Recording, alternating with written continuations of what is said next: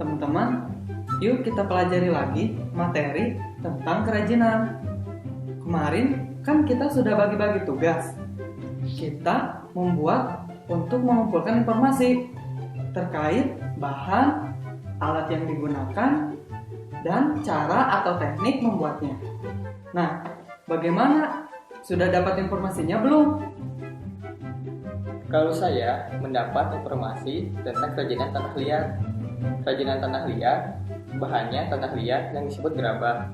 Jadi, tidak sembarang tanah. Tanah liat mempunyai ciri-ciri antara lain sulit menyerap air, maka tidak cocok untuk pertanian. Yang kedua, teksturnya lengket bila basah.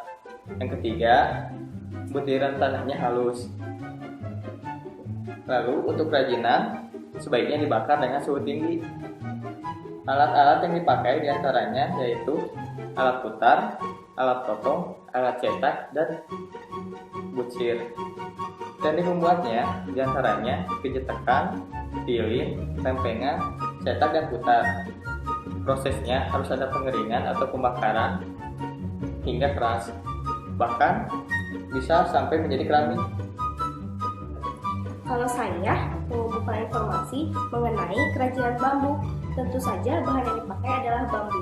Bambu itu mempunyai banyak jenisnya, seperti bambu duri, bambu embong, bambu tutul, bambu cendani, bambu awi ampel, dan bambu hitam. Alat-alat yang dipakainya banyak, misalnya ada gergaji, pahat, palu, pisau, paku, lem, dan amplas. Dan teknik membuatnya pun bermacam-macam. Di antaranya ada memotong, ada memahat, menghaluskan, dan mewarnai. Kalau kerajinan rotan, bahannya ya rotan. Jenis rotan banyak sekali. Di antaranya rotan jenang besar, rotan dahanan, rotan semambu, rotan jermasin, rotan biung, dan lain-lain. Nah, cara membuatnya yaitu membuat anyaman lingkar, melintang, atau lurus. Untuk memudahkan menganyam, rotan sebaiknya dibasahi terlebih dahulu. Wah, cukup lengkap juga informasinya. Nah, kalau saya mendapatkan informasi tentang kerajinan kayu, bahannya tentu saja kayu. Jenis kayu itu banyak sekali. Ada kayu merbau, ada kayu damar, jati, mahoni, kelapa, nangka, pinus, kapuk, dan lain-lain. Alat-alatnya antara lain gergaji, pahat kayu, palu, pisau, dan amplas. Teknik membuatnya diantaranya bisa dengan memotong, memahat, memaku, mengelem, menghaluskan, dan mewarnai. Begitu teman-teman informasi yang saya dapatkan. Lain halnya dengan kerajinan batu, teman-teman. Kerajinan batu banyak yang berbahan dasar batu alam. Jenis batu alam diantaranya andesit, marmer, granit, travertin, dan lain-lain. Alat-alat yang digunakan adalah pahat batu, yaitu pahat dengan bahan logam yang lebih keras daripada pahat kayu. Jenis pahatnya juga ada pahat lancip dan tipik dengan ukuran yang berbeda-beda, tergantung ukuran model kerajinan yang akan dibuat.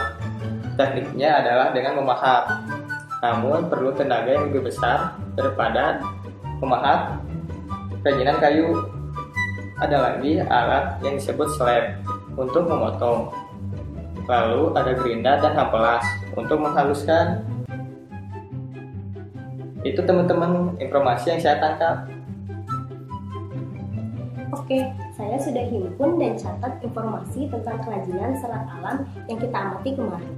Serat alam adalah serat tumbuhan atau serat pangan yang biasanya tersusun oleh selulosa atau semi selulosa. Nah, di sini serat selulosa itu dapat berasal dari batang, buah, daun, dan biji. Di batang seperti serat flax, linen, hemmet, jutek, kenaf, sun, rami, dan lain-lain. Pada buah seperti serat serabut kelapa, dan pada daun seperti abangka atau manila, harlequin, dan sisal. Lalu pada biji terdapat seperti kapas dan kapok. Alat yang digunakan untuk membuat kerajinan bahan serat alam terutama alat potong seperti pisau atau gunting. Dan biasanya bahan serat alam itu dibuatnya berwarna-warni dengan warna pakaian. Bagaimana dengan kerajinan kulit, teman-teman? Oh iya, teman-teman, kalau nggak salah, saya sudah mencatat beberapa data di laptop saya. Jadi begini, saya akan coba input informasinya. Kerajinan kulit itu bahan utamanya kulit hewan. Namun sebenarnya ada juga bahan kulit buatan. Jenis-jenis bahan kulit hewan untuk kerajinan diantaranya berasal dari hewan ternak seperti sapi, kerbau, kuda, kambing, domba. Kemudian bisa juga berasal dari hewan melata seperti buaya, biawak, komodo, ular, atau kodok.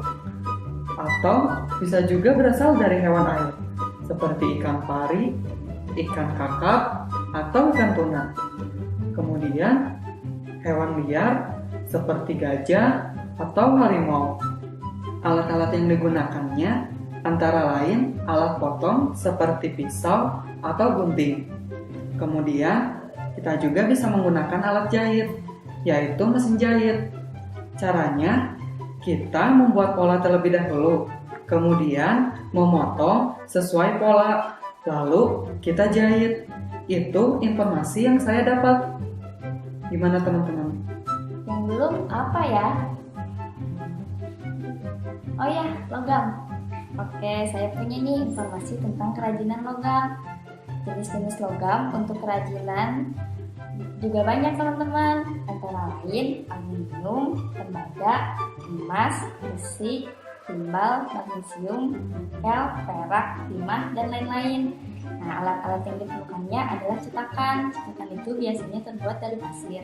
Lalu tongku pelebur logam dan centong, yaitu untuk membuat logam melebur.